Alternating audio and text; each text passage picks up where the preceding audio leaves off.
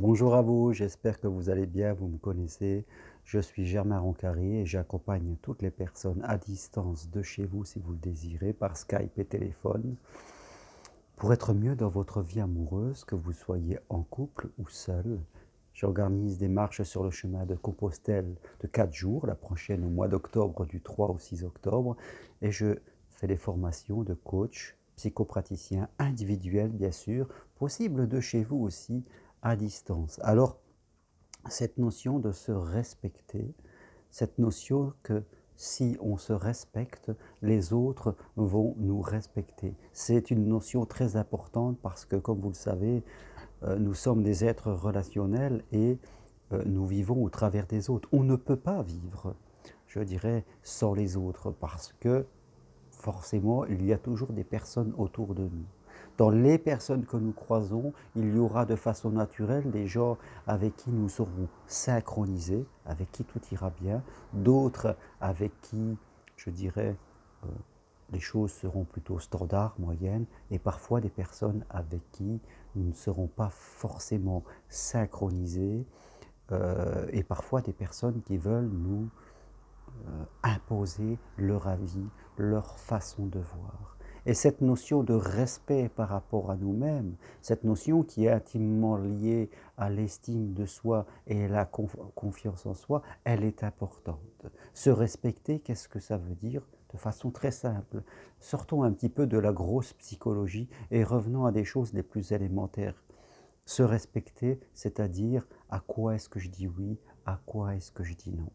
Voilà. Si je dis oui à quelque chose au fond de moi qui ne me correspond pas, qui ne correspond pas à mes valeurs, je dirais, mais parce que j'ai peur de la confrontation, parce que j'ai peur d'exprimer mon avis, forcément, donc, je ne vais pas respecter mon identité.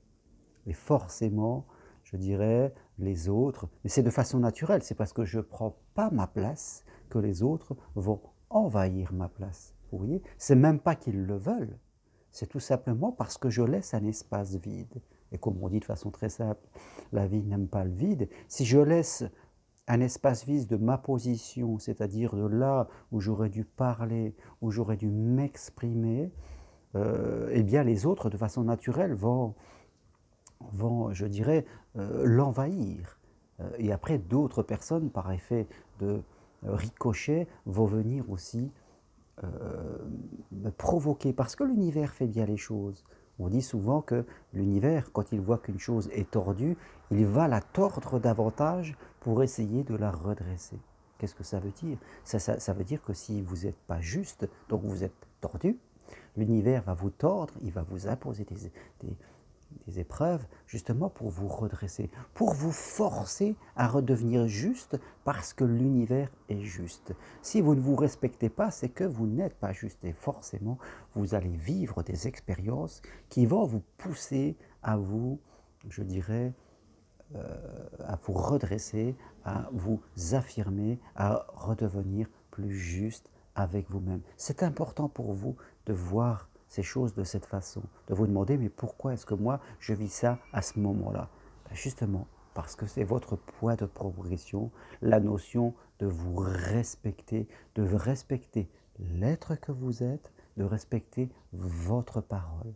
Alors, se respecter, ça ne veut pas dire qu'on commence à devenir rigide, et parce que quand je pense bleu, tout est bleu, et je ne vois plus que le bleu. Il faut savoir être souple aussi. Dans la vie, il y a des choses que l'on ne doit pas accepter, parce que vraiment c'est trop éloigné de vous. Il y a des choses que l'on veut, il faut aller, et entre les deux, il y a des choses où on peut être souple, parce que c'est pas complètement nous, mais c'est pas totalement confrontant non plus. Parce que sinon, il n'y a pas de relation avec les autres, il n'y a que des gens qui viennent se confronter. Vous voyez, la notion de respect est intimement liée avec la notion de fluidité dans les relations avec les autres. On ne cherche pas la confrontation, je dirais. C'est important que si vous dites oui, c'est un vrai oui. Même si au fond de vous-même vous pensiez non parce que ce n'est pas votre truc, mais le oui est authentique. Si vous dites non, c'est un non authentique qui est expliqué calmement. Si vous dites oui, c'est un oui authentique. Soit oui parce que ça vous correspond, soit oui parce que ça ne vous correspond pas, mais vous êtes bien pour le faire parce que vous savez, c'est que pour quelque chose de plus grand que vous. Voilà ce qui est le respect de soi. Et si vous vous respectez, c'est un sentiment, c'est une sensation, c'est une intuition que vous allez transmettre autour de vous. Si vous vous respectez, vous verrez qu'au fur et à mesure, les autres vont vous respecter. Il faut aller vers cette fluidité relationnelle et vous verrez que tout dans votre vie va aller mieux, de façon presque naturelle.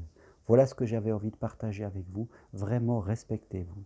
Et si vous voulez en savoir plus sur mes accompagnements dans votre vie sentimentale, les marches que je fais sur le chemin de Compostelle pour vous permettre d'évoluer, les formations individuelles et personnalisées que je propose, eh bien, je vous invite à aller sur mon site germainrocari.com. Vous trouverez toutes les infos juste au bas de cette page sur le petit texte qui accompagne. Merci à vous d'être là sur ma petite chaîne. À très bientôt. Faites-la connaître si ça vous intéresse. Appuyez sur j'aime si vous aimez. Et je vous souhaite en tout cas une très bonne vie, une très bonne continuation. Merci, à bientôt, au revoir.